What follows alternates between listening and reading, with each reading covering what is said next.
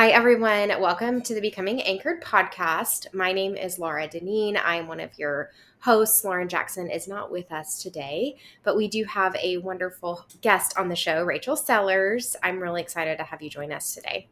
If you are new to this show, we really are about two things. So first and foremost, we talk about real life human stuff, so pain and suffering, and we are pretty vulnerable and open on the show about some of our personal pain and some of the things that we've been through and learned along the way. And then we also have the amazing gift of sitting with clients.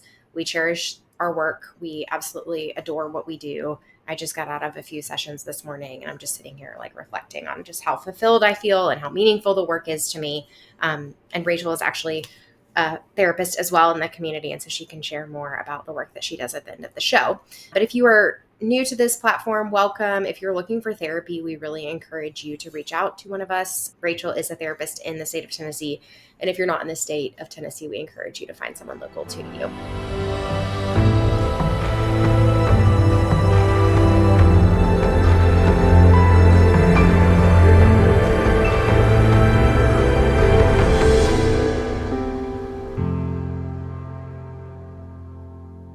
So without further ado, Rachel, welcome. Thanks. Happy to be here. We were chatting about what we wanted to talk about and really dive into today. And Rachel is, I would say, an expert on polyvagal theory. And we thought it might be just great to share a little bit more about an introduction to that theory and the implications and all that it means. So Rachel, tell us about polyvagal. Yeah, I think it's a great theory. Am I an expert? Maybe. I don't know. It's something that I was drawn to.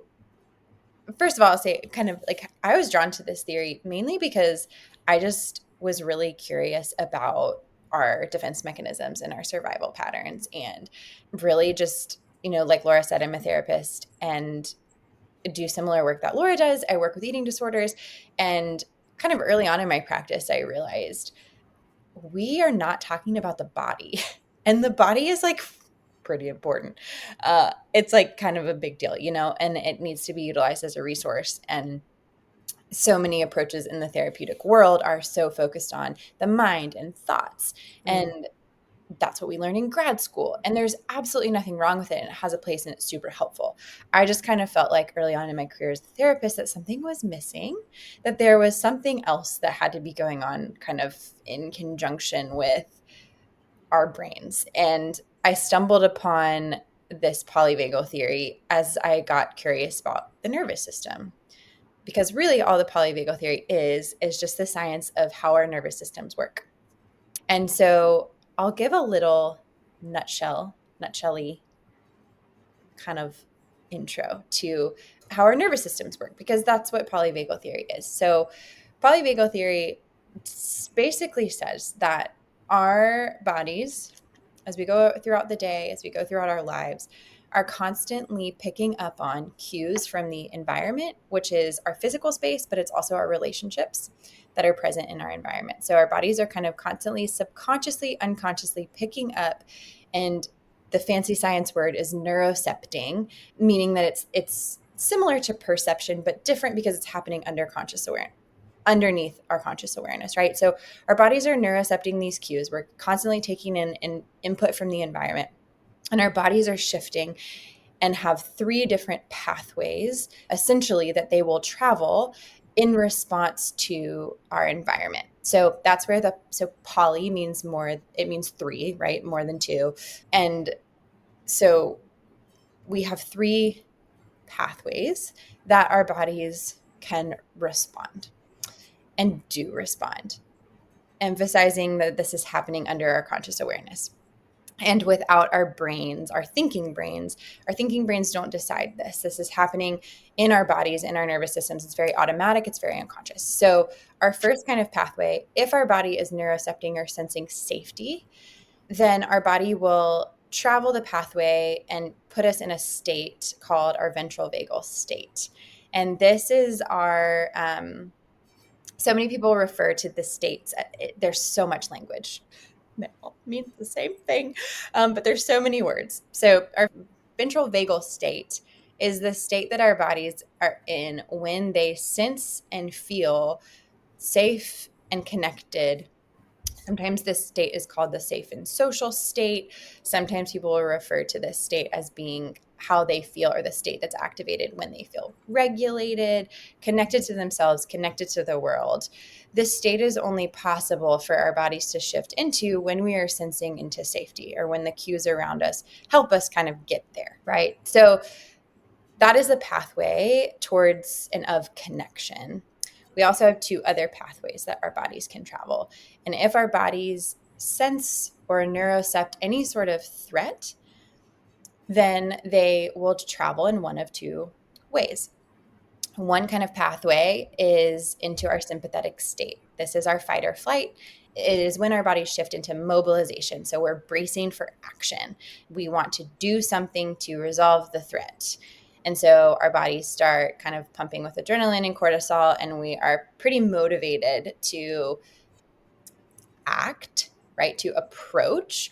Or if approaching a threat isn't safe, then we are going to be more, flighters. So we're going to be more prone to avoidance of whatever the threat that our body is sensing into, right? So there's that state. And then there's our third state, and it's our, evolutionarily speaking, it is our oldest primal state, which is our dorsal vagal state. And this pathway is activated when our body collapses, feels numb, and neurocepts any sort of life-threatening danger. So essentially, if fighting or flighting is not an option, then we have kind of a default state, and our body will shift then into a collapse, an immobilization state, right? So in our sympathetic state, there's a lot of energy. It's kind of like a storm brewing. Like it's a very high energy state.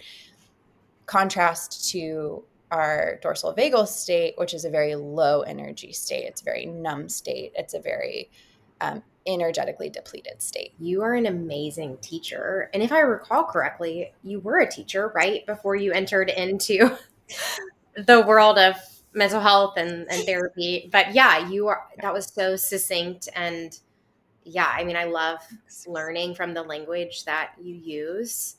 Thank you. What I love about this theory, let me backtrack for a second. So I've definitely learned more about this theory maybe in the past 2 or 3 years. It wasn't something that I was taught necessarily in my internship or that I learned when I was working at a treatment center. So it's certainly something that is newer to me in my career. But what I love about this theory is it is such an invitation to cultivate more mind-body awareness, number one.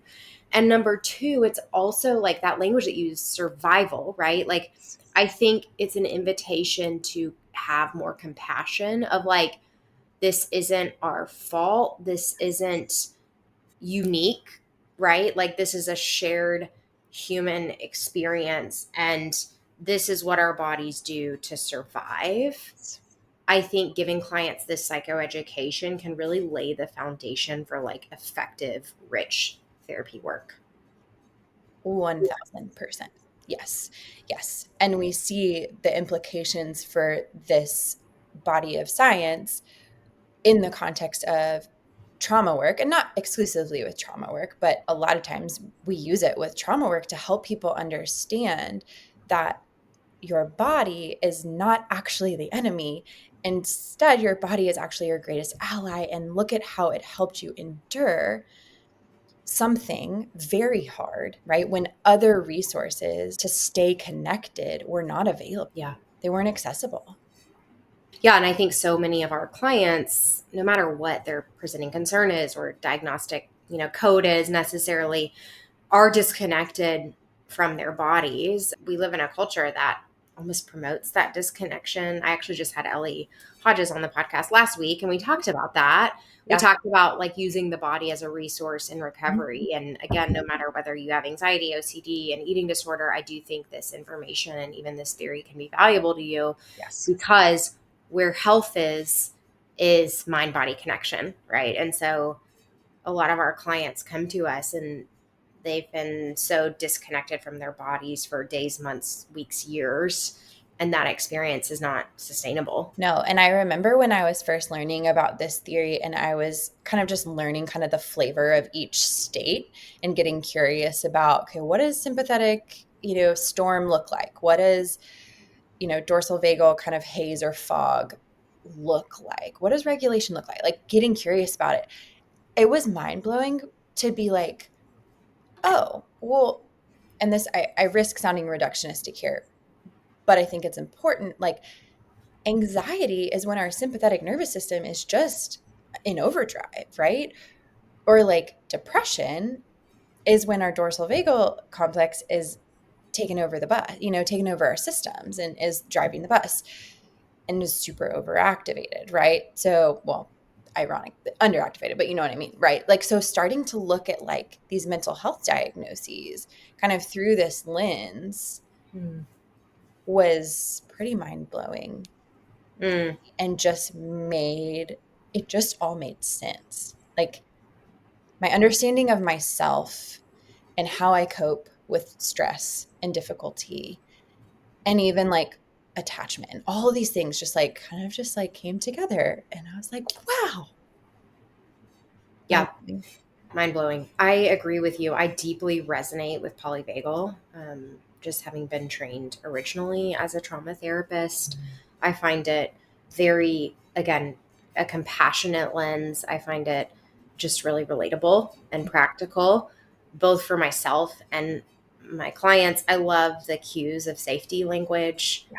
I think it's a very gentle, kind approach, and I really value that in working with clients. And even it allows me to be kind towards myself if I'm maybe noticing that I'm in a sympathetic state. Yeah. But yeah, can you give a little more maybe information, or like you said, the description of what each state looks like? I think that might be helpful for our listeners today. Yeah, absolutely. So I think one of the best ways to understand this is to kind of mentally create a picture of a ladder in your mind. The polyvagal ladder is something like if you Google polyvagal ladder, many images will come up. But I think it's a really helpful visual. So if you imagine a ladder and you are at the very top of your ladder, which is our ventral vagal state, and this is safe and social. So this state, sometimes I think people think that ventral vagal state only means that we're calm. And I think some of those misconceptions are kind of more wrapped around like this misunderstanding that being regulated means that you're only calm, which regulated can look like calm. Regulated can also look like energized and focused, right? And very purpose driven. And also it can look like calm. It can look like Zen. It can look like that picture of like the yoga master, right? So all of those yummy qualities are all things that we would see and we would say, if a person is inhabiting those traits, then they're likely in their ventral vagal state, connected to themselves, connected to others. This example comes to mind because I have a little one similar to Laura's little one. Our kiddos are similar ages, but I can always viscerally in my body tell when I am connected with my daughter, whether we are playing or we're snuggling eye to eye, eye contact, there's like this mutual delight and just the world just feels warm and right. Mm. That to me is like, I know that I am in my ventral vagal state. And that's not the only, of course, that's not the only, Yeah. right? But that's just a very tangible example from my own life that I can share of I can really feel into my body that I am connected to myself. In those moments, I'm connected to her, and the world just feels safe and warm. And so that is the tippy top of my ladder. That's our ventral vagal state. I can be curious in this state. I can access compassion in this state. I am confident in this state. Okay, so all those yummy things. So now imagine that we're traveling down our ladder and I'm regulated, I'm focused, I'm connecting with my daughter, and my dog, who is a crazy man, starts barking at the door. And I jump because I'm not used to him barking at the door, right? Immediately, before my brain can say, Ollie barks at the mailman, Ollie barks at a leaf blowing by, right? Probably no one's there. Okay. But my body doesn't know that, right? That's my thinking brain telling me no one's probably at our door. It's my dog, just probably being my dog, right? But my body jumps. My body, I can feel the adrenaline. I can feel the rush of energy in my body, mobilizing me to act in case there is someone at my door and I need to move into mobilization and either approach or avoid in order to keep me and my daughter safe. Right. So I have now traveled from the top of my ladder, from a place of regulation, down into my sympathetic storm, or my, fight or flight, highly energized state. So we have ventral vagal at the top, we have sympathetic in the middle, and then our dorsal vagal is our last resort, very bottom rung. Does the ladder have rings or rungs? I am not quite sure, but I make up words all the time. So let's Great. just go for it. Rung. I think it's Who wrong. knows? I think Yeah. it is. Okay. So regardless, we're at the bottom. I make up words all the time too. Okay, so we're at the bottom of our ladder. And now we've now entered our dorsal vagal state, right? So let's just kind of roll. Examples are helpful. So let's roll with this example, right? Let's say there is someone actually trying to break into our home, right? And my body becomes aware of that. It is very likely that I might, and depending on our experiences, that's also really important. Our past experiences are going to influence how we respond when our body shifts into these states, right? But one option that could be available to me in that moment would be to collapse, to freeze, to maybe I would be so scared, I would just dissociate, right? And kind of flee the building. I would turtle shell. Turtle shell is my favorite way to describe dorsal. If the threat was too much, right? And mobilizing was no longer an option, and my body knew that, then I could potentially then drop down into that dorsal vagal state, and I would go numb, I would collapse, I would freeze, although asterisk here, freezes a little bit of in the middle of sympathetic storm and activation and dorsal vagal shutdown. So we don't have to go into that. But functionally, I could and would just, I've left the building of my body because the threat is just too much for me to bear. And Yeah, so too scary. Yeah. it's just too scary. When our dorsal vagal state is activated, our bodies go into conservation mode, conserving energy, all in order to keep us safe. Yeah. Yeah, I think that again that foundation is really important, right? Like our bodies are doing what they think is Yeah. best to Yes. keep us safe, to keep us alive. Now, just out of curiosity, right? Thank you for your description of those states. Again, love learning from you. But yeah, I think where we find clients in our offices is if they have endured trauma or traumas, and then their bodies are stuck, so to speak, in those states. So they're no longer unsafe, Yes. but their bodies don't necessarily know that, Yes. right? And so then they come to our offices and the world feels unsafe to them. Their body feels unsafe. They feel Yes. betrayed or abandoned by their body and the world or other people. And so then our clients tend to get like stuck in one of those states and maybe they come to see us and they don't know how to get out. Yes. Yes. Exactly. And that is, we think naming like the trauma piece there, and that intersection is like oftentimes trauma can be the past happening in the present. And that's exactly what you just described, right? Where my body doesn't know, my rational thinking brain, like this is different, these are different, right? This brain knows the threat has passed, the trauma is in the past. My autonomic nervous system, or sometimes, it's referred to as the primal brain, doesn't know that. And you're exactly right. And I think we are, coming back to something that you said of like our society and our culture has normalized this mind body disconnect. And it is normalized in many ways us living in sympathetic activation or dorsal vagal shutdown, and what becomes something that is meant to be evolutionarily speaking, and speaking in terms of safety language, what is meant to be temporary or a temporary state becomes a trait. I think that's Deb Dana's language. She talks about that. She Yeah. is like the master. If anyone's listening and wants to learn more about polyvagal theory, Google Deb Dana. Her books are, she's an amazing teacher. I've learned much of what I've learned about this from her. But, and then we get stuck. And we see that all the time. People with chronic stress, chronic anxiety, chronic, depression, or people that just say, I dissociate a lot. Yeah.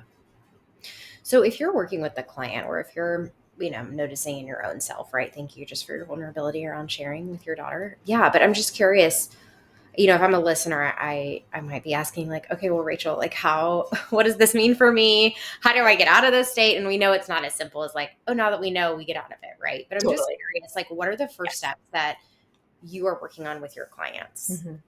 Yeah.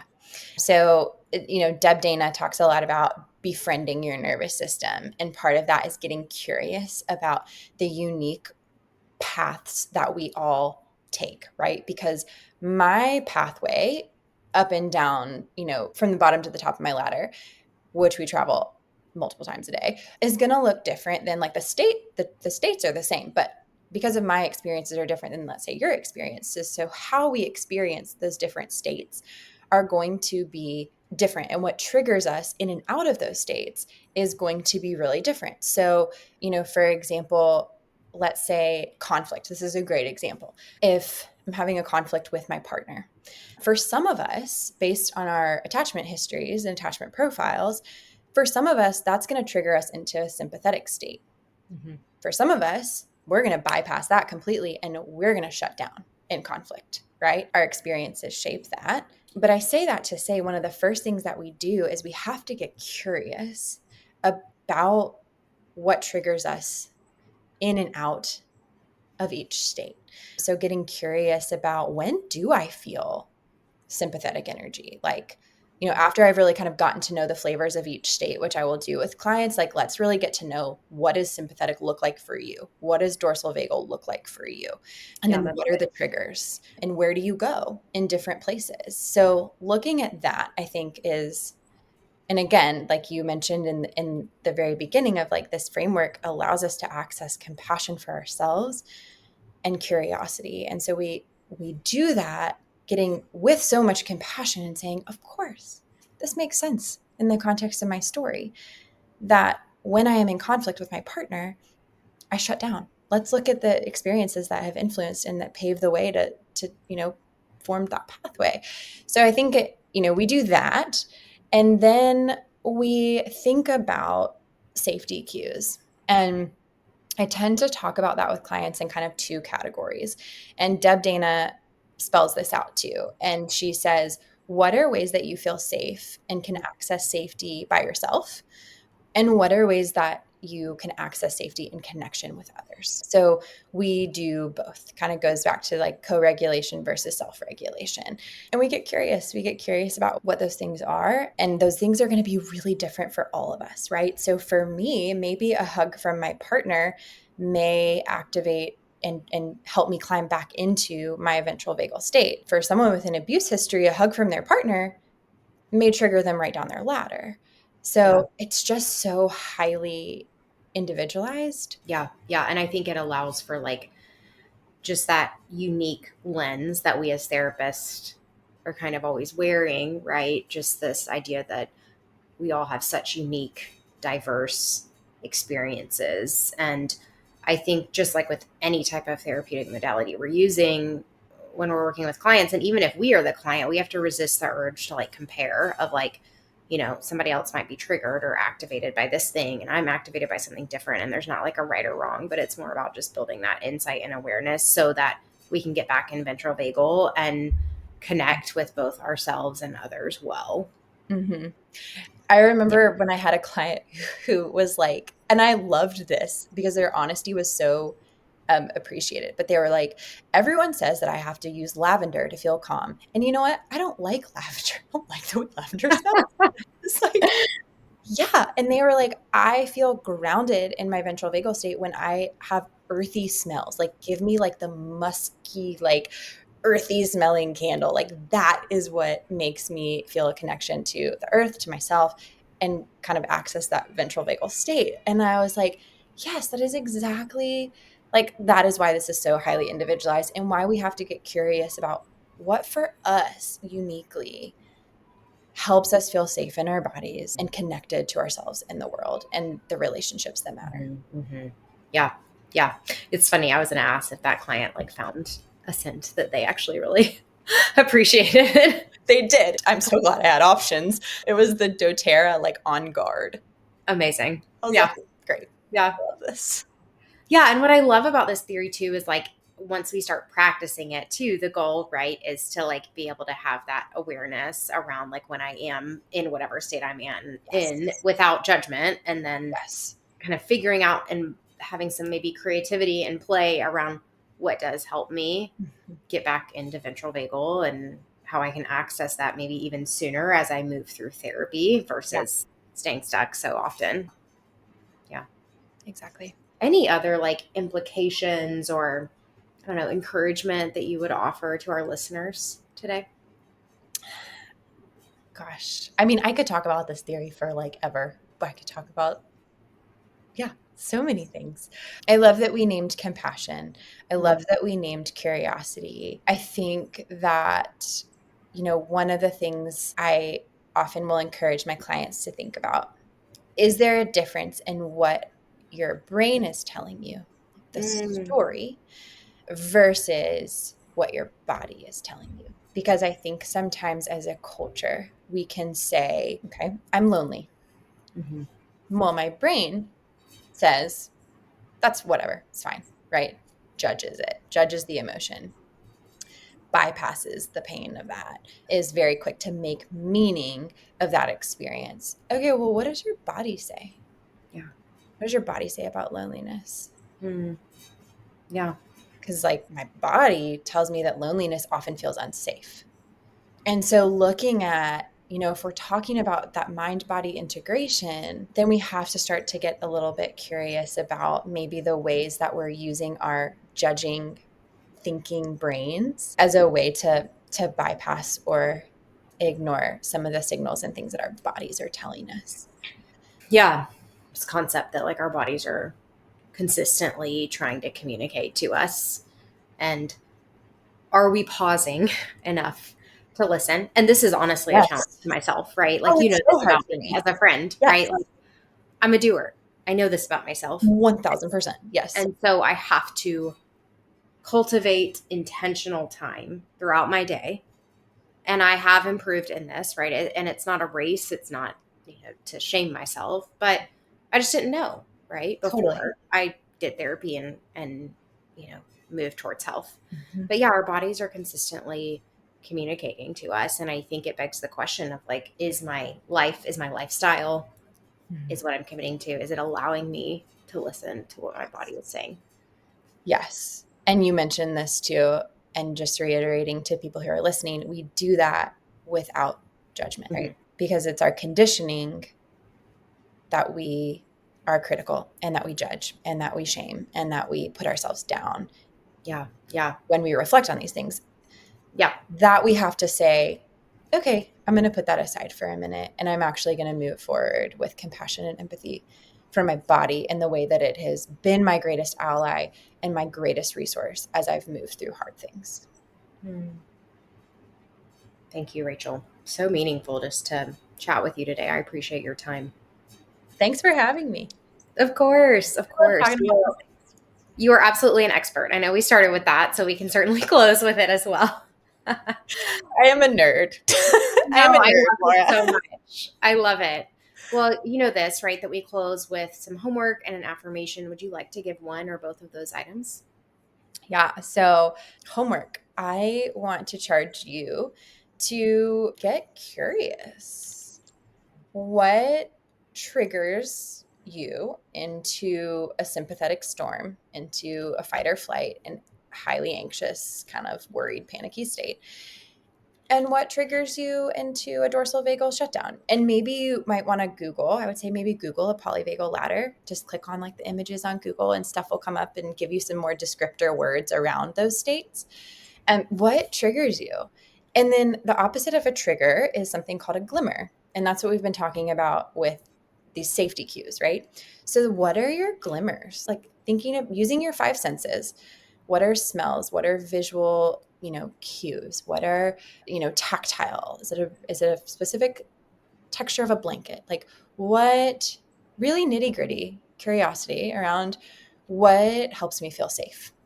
It's so great. And then an affirmation to go along with that, I would just say is I'm safe right now. And I think the right now is important, you know, if you are truly safe.